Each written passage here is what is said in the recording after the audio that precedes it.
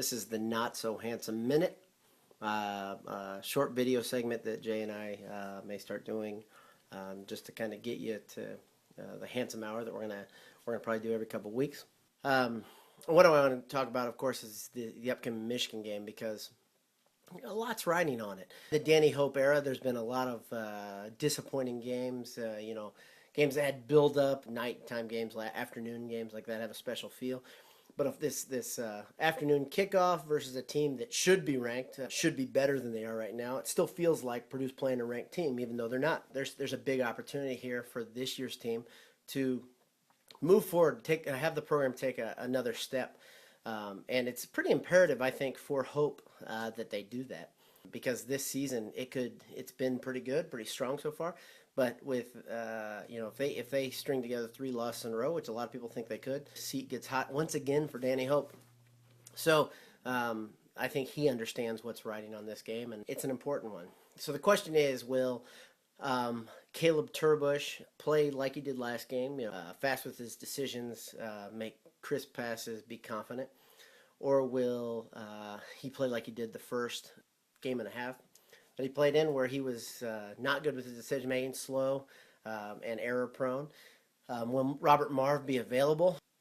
So I've become pretty aware of a lot of guys that have gone through their careers or years with injured or completely no ACL. I've been told that Hines Ward had an injured ACL for much of his career in the NFL, part of his college career. There's an offensive lineman that played for the Patriots last year, all year, with a blown ACL, and he used a big, heavy brace to get through it. Obviously, it's tougher for a quarterback to do it than it is for a lineman. Tougher for a receiver to do it than a quarterback. But Marv, with a partially torn ACL, should be able to play, should be able to go if the swelling goes down. He's not in that much pain. It'll hurt his mobility, obviously, but you know how we are. We're fans of Robert Marv. We like the fact that when he's running the hurry-up offense, it's a faster pace. He makes decisions quicker. He's not perfect, and that's the thing. There's a constant debate going on with Purdue fans. We're not saying he's perfect. We're not saying he's Drew Brees, but we are saying that we like his style more. He slings the ball around a lot faster and harder than Turbush can. He takes more risks, I think. But I think the payoff's pretty good because he can go downfield, and Turbush really can't in the same way. I mean, we've seen when Turbush tries to stretch the field, it doesn't work very often.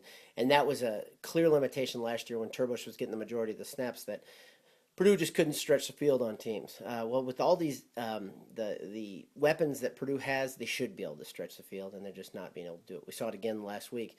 While Turbush completed a high percentage of his passes, the yards came from yards after catch. I'm all for Robert Marv being available, and if he's available, I think he should get the majority of the snaps. The problem is that when he's available and Turbush is available, both of them get snaps. So that kind of goes against something that we've been saying all along, that if a guy gets a starting job, if a guy gets the job at quarterback, he should be the starter, and he should be the quarterback. If you have a wildcat quarterback come in, like if Rob Henry's going to do that, that's fine.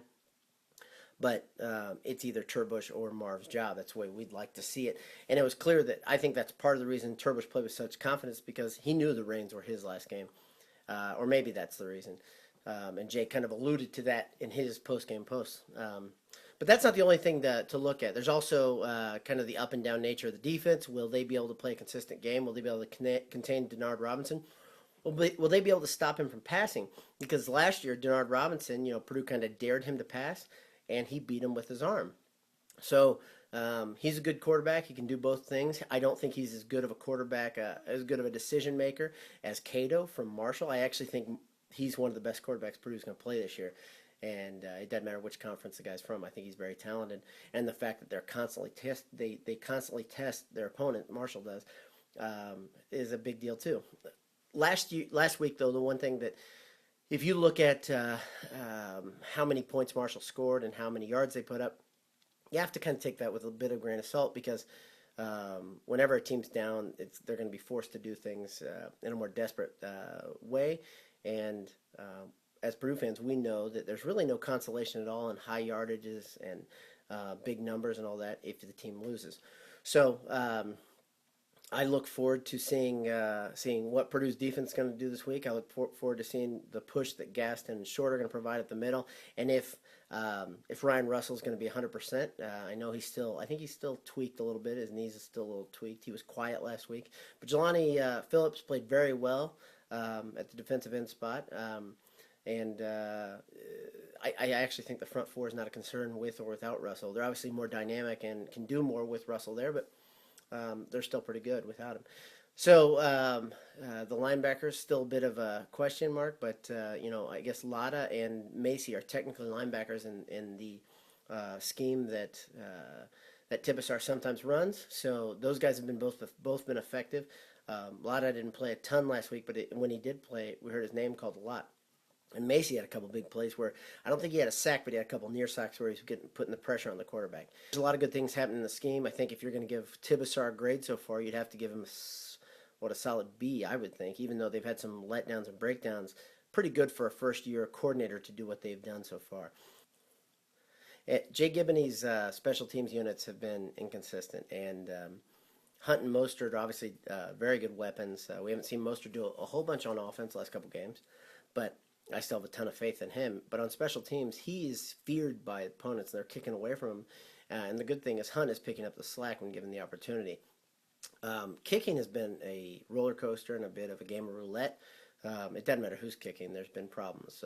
Slow kicking, punts getting off slowly, inaccurate kicks. All that stuff has been a problem. So I think that's all stuff that can be cured with time, but I don't know how quickly we'll see consistent special teams play coming. The punting obviously should be the slow punts should be cured quickly because Webster is a vet and a pretty good punter, and he knows his job. So I look for like that, the issue where we saw Marshall exploit Purdue's front, getting the ball blocked very easily. I think that could be cleaned up because Purdue hasn't had a huge problem with that the last couple of years. But then again, Marshall's coach said he saw that on tape, that Purdue was vulnerable to it. So that has to be cleaned up in the next couple of weeks, if not this week right away. Last thing we can talk about real quickly is Nord's play calling. I think a lot of Purdue fans are frustrated generally with Nord's play calling. And we talked a little bit about Turbush at quarterback, and I can't figure out if it's an issue that because Turbush is not great under pressure, that he's telling him get the ball out of his hands as quick as possible, throw the ball out in the flat a lot, or if Nord just doesn't have the confidence in the entire offense, because the offensive line has displayed some problems with protection. Obviously, it didn't matter if it was Marv or Turbush. Have had a hard time controlling, keeping the pocket consistent. So Purdue can run the ball when they decide to, it seems. I think that we were seeing a lot of different linemen last game, so hopefully they can reassert themselves versus Michigan, but that's kind of a tall order since Michigan's defense is obviously a lot better than Marshall's or really other than Notre Dame, anybody that they've played. So they did run the ball pretty well against Notre Dame. They had good consistency, and hopefully we'll see that again. So that's about all I've got to say about the game coming up in Michigan. I'm going to be there thanks to our pal Ed, who's been kind enough to give me his seats for the game. Thanks, Ed, and look forward to going and seeing a Boiler victory. Purdue's due for a big victory. I started with, and I'll end it here.